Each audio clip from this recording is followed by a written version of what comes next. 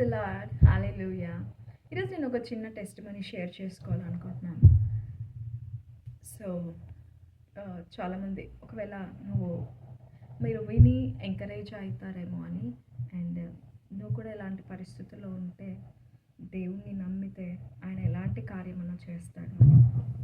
So నేను India నుంచి చాలా కంఫర్టబుల్ జోన్లో యుఎస్కి వచ్చాను. యుఎస్కి వచ్చిన తర్వాత నాకు యుఎస్లో ఫ్యామిలీ ఎవరూ లేరు, ఓకే. కానీ ఫ్రెండ్స్ అన్నా కూడా యుఎస్లో అంత క్లోజ్ ఫ్రెండ్స్ అయితే లేరు. ఫ్రెండ్స్ ఉన్నారు కానీ క్లోజ్ ఫ్రెండ్స్ అయితే లేరు. బట్ ఒక అమ్మాయి, మా చర్చ్ నుంచి ఒక అమ్మాయి ఇక్కడ చదువుకోవడానికి వచ్చింది. నేను యుఎస్కి వచ్చిన తర్వాత నేను తన దగ్గర ఒక 1 వీక్ ఉన్నాను అనమాట. నన్ను చాలా బాగా చూసుకున్నాను. ఆ తర్వాత నేను అక్కడి నుంచి, నేను కాలేజ్ న్యూయార్క్ అనమాట ఆ ప్లేస్, ఆ అమ్మాయి ఉన్న ప్లేస్.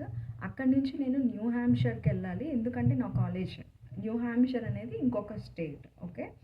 సో ఇక్కడ నేను చేసిన పొరపాటు ఏంటంటే దేవుని చిత్తం తెలుసుకోకుండా గ్రూప్స్లో అకామిడేషన్స్ చూసుకొని ఎంత తొందరగా వీలైతే అంత తొందరగా, రేపు కాలేజ్, ఈరోజు నేను అకామిడేషన్ వెతుక్కున్నాను అనమాట. అంటే ఆయన దేవుని చిత్తం తెలుసుకోకుండా గుడ్డిగా ఎవరో చెప్పారు అనేసి వెళ్ళిపోయాను అక్కడికి. వెళ్ళిపోయిన తర్వాత అసలైన టాస్క్ స్టార్ట్. నేను ఎప్పుడూ జనరల్గా వేరే వాళ్ళతో ఉండింది లేదు. అయితే అక్కడ వేరే వాళ్ళు, నాకు తెలిసిన వాళ్ళు ఒక్కరూ లేరు. అండ్ విశ్వాసులు ఉన్నారా అని అంటే ఒక్కరు కూడా లేరు. చర్చ్ సండే వచ్చింది, 1 వీక్ గడిచిపోయింది, సండే వచ్చింది, నో చర్చ్. ఎవరు తీసుకెళ్లే వాళ్ళు లేరు, హెల్ప్ చేసేవాళ్ళు లేరు. ఈవెన్ ఆ అపార్ట్మెంట్లో క్లాత్స్ వాష్ చేసుకోవాలి అని అంటే మనం పే చేయాలి. పే చేయాలంటే క్యాష్ కాదు. క్యాష్ ఉంది నా దగ్గర, నేను ఇండియా నుంచి క్యాష్ తెచ్చుకున్నా. బట్ ఇక్కడ క్యాష్ కాదు, కార్డ్ కావాలి. ఇంకా బ్యాంక్ అకౌంట్ లేదు. బ్యాంక్ అకౌంట్ తీసుకోవడానికి అక్కడికి వెళ్ళడానికి కూడా సపోర్ట్ లేరు, ఎవ్వరూ లేరు. మనమే చూసుకోవాలి ఇక్కడ మనం వర్క్స్ అని. అవన్నీ అలవాటు చేసుకోవడానికి టైం పడుతుంది కదా. సో ఆ ప్లేస్ వచ్చేసి చాలా దూరం సిటీకి, ఎక్కడికి వెళ్ళాలన్నా ఏమీ తెలియదు. స్ట్రగుల్ అయ్యానండి. ఏడుపు, నన్ను ఇండియాకి తీసుకెళ్ళిపో ఏసయ్యా, నన్ను ఇండియాకి తీసుకెళ్ళిపో. ఆ తర్వాత దేవుడు, పరిశుద్ధాత్మ దేవుడు నాతో మాట్లాడడం మొదలుపెట్టాడు. నీకు వాగ్దానం ఇచ్చి నేను పంపించాను, నువ్వు ఏం చేస్తున్నావు? వాగ్దానం ఉంది నీ దగ్గర. సో దేవుడు ప్రార్థన చేయి, నీకేం కావాలో అడుగు. నీకు ఇచ్చిన వాగ్దానం నీ జీవితంలో నెరవేరాలి అని అడుగు, దేవుడు ఇస్తాడు. దెన్ అప్పుడు నేను మొదలుపెట్టాను, ప్రభా నేను ఇక్కడ ఉండలేను, నాకు ఫెలోషిప్ కావాలి.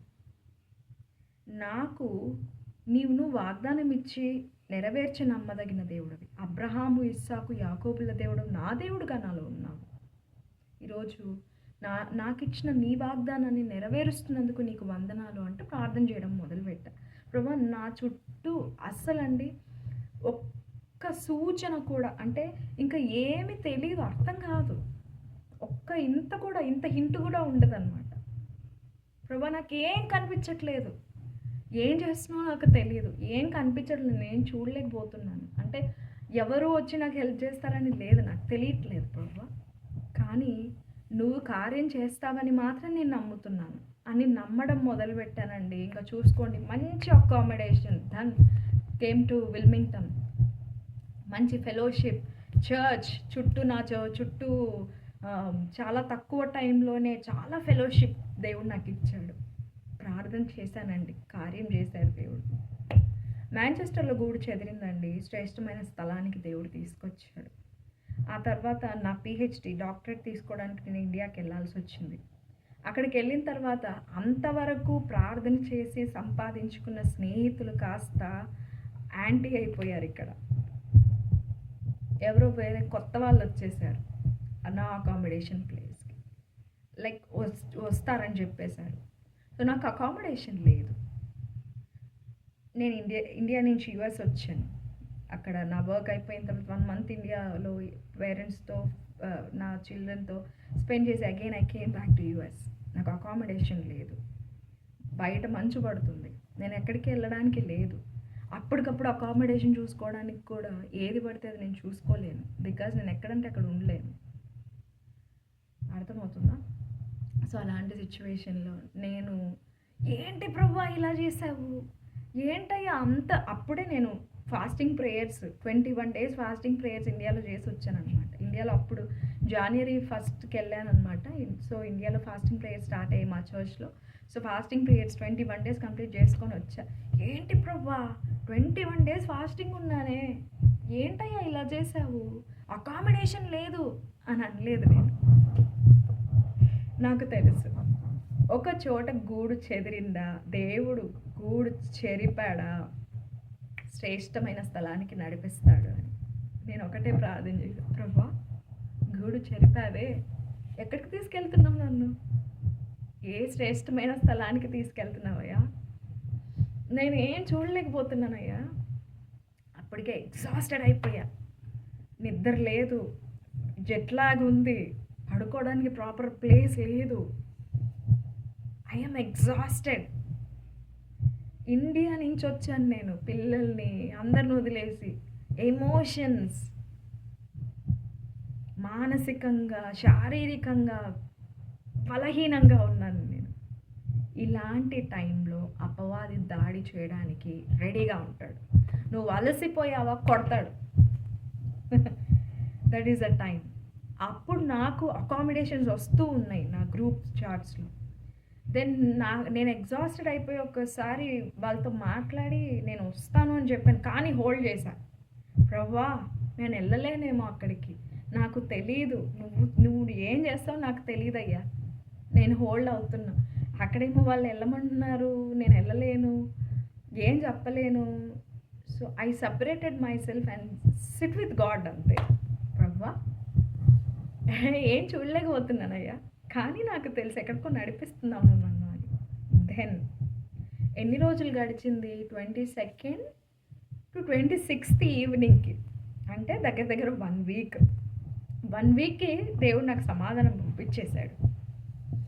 ఒక అమెరికన్ బిలీవర్ అనమాట, తను నాకు కాల్ చేసింది. నేను వీళ్ళకి ప్రేయర్ రిక్వెస్ట్ పెట్టా అందరికీ, ఇలా అకామిడేషన్ పోయింది, నేను వెతుకుతున్నాను, ప్లీజ్ ప్రేయర్ చేయండి అని. Then she called me 26th. నేను ఆ రోజు సండే కాబట్టి నేను చర్చ్కి వెళ్ళేసి వచ్చి, అండ్ మీ ఇండియాలో నిన్న జరిగిన సర్వీసెస్ అన్నీ కూర్చొని వింటున్నాను అనమాట. దేవుని స్తుతిస్తూ ఆరాధిస్తున్న పాటలు పెట్టుకొని టీవీలో ఆరాధిస్తూ, ఇంకా కన్నీటితో నా ప్రార్థన, అంటే ఇంకా ఆరాధిస్తున్నాను నన్ను నేను మైమర్చిపోయి. She called me, Teja I am here, I want to speak with you, can I come to your place అన్నారు. యా నాన్సీ అని చెప్పాను. Then she came to me, నాతో మాట్లాడింది. ఏమనిందంటే, ఇఫ్ యూ డోంట్ మైండ్, నా హౌస్లో ఒక రూమ్ నేను ఎప్పుడు ఎవరికి ఇవ్వలేదు, పేయింగ్ గెస్ట్గా, నీకు ఇస్తాను, నువ్వు వస్తావా? She asked me. గంతులు వేయాలా ఏం చేయాలో అర్థం కాలేదు. నేను ఒకటే చెప్పాను, Nancy, they are anointed, they are doing the church services and బయటికి వెళ్ళి స్ట్రీట్ మినిస్ట్రీ చేస్తారు వాళ్ళు. సో ఒకటి అడిగాను, ప్లీజ్ ప్రే ఫర్ మీ అన్నాను. అప్పుడు అక్కడే కూర్చొని ఇద్దరం ప్రేయర్ చేసుకున్నామండి.